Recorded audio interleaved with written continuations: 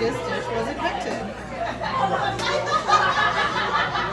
Our story begins back in 1951. Back then, we were only 5 years established as a restaurant, and we were at our original location around the corner on Bourbon Street. We did move into this in 1956, so just a few years later. We were also still under our original name, Owen Brennan's Vieux Carré. Vieux Carré being French for Old Quarter, which is where you are, the French Quarter, the Old Quarter. And Owen Brennan being our original proprietor. He is the person in which, we are a Ralph Brennan owned restaurant, and Ralph owns several restaurants in New Orleans, but you'll see Dickie Brennans, you'll see Brennans everywhere, but everything comes from Owen Brennan. So he is the head honcho, or was the head honcho, of this restaurant dynasty family. Now, Mr. Owen Brennan had become very good friends with one of his regular guests, a gentleman by the name of Richard Foster. You can kind of see where I'm going with this probably.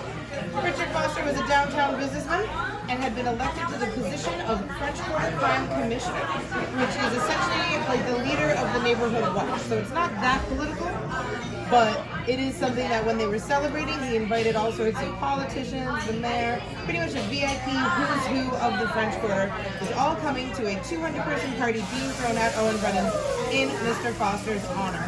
Now, at this time, around the corner, one of our competitors, Antoine's, was getting a lot of positive feedback for their tableside flambe of a baked Alaska, which went on to become their signature dessert. So knowing that he had all these VIPs coming, Mr. Owen Brennan spoke with the chef and he's like, I need you to come up with something awesome that's going to put us on the map the way that Antoine's has their flambe. He's like, I really want an amazing dessert. We've got such VIP guests coming. This is a great opportunity for us. 2 hours before the guests are supposed to arrive, and this must be, I'm assuming, days after they had that conversation, Owen Brennan pops his head in the kitchen. He says, Chef Paul, how's everything looking? Chef goes, great, we're doing great. Owen, da, da, da. He goes, all right, what did you settle on for the amazing dessert? And Chef goes, oh no.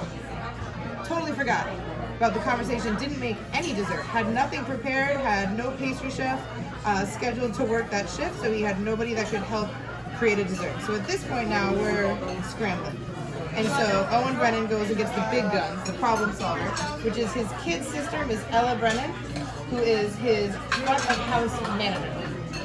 She doesn't know how to cook, but he says, Ella, today you're going to figure it out. I need you to go back there in the kitchen, look around, and find something that we have enough, you're going to make 200 of whatever dessert you come up with. Make sure we have all the ingredients. And by the way, it needs to be amazing for these guests. This is a really important dinner. She's like, all right, I understand, Owen. So she starts with what she knows, and she knows it to be delicious and that we would have enough of it. This is melted butter, brown sugar, touch of cinnamon, and I'm warming bananas in. We have the ingredients because this is the basis for starting pralines, and this is also a breakfast item that their mother used to give Owen and Ella to make sure they had their fruit in the morning. She steals the flambe from Antoine. 3, 2, 1.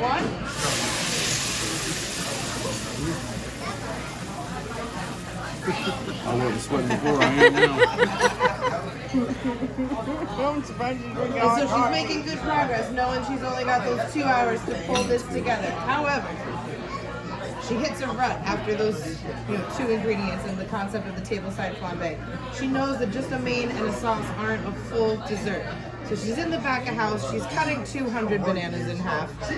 Really not enjoying it, I'm sure, because it's hot back there and she can hear the party going on outside. She knows her brother is drinking with Mr. Foster and having a grand old time, and she's getting a little annoyed about that. She said, why am I back here? Why am I the one solving Chef Paul's problem? This doesn't seem very fair.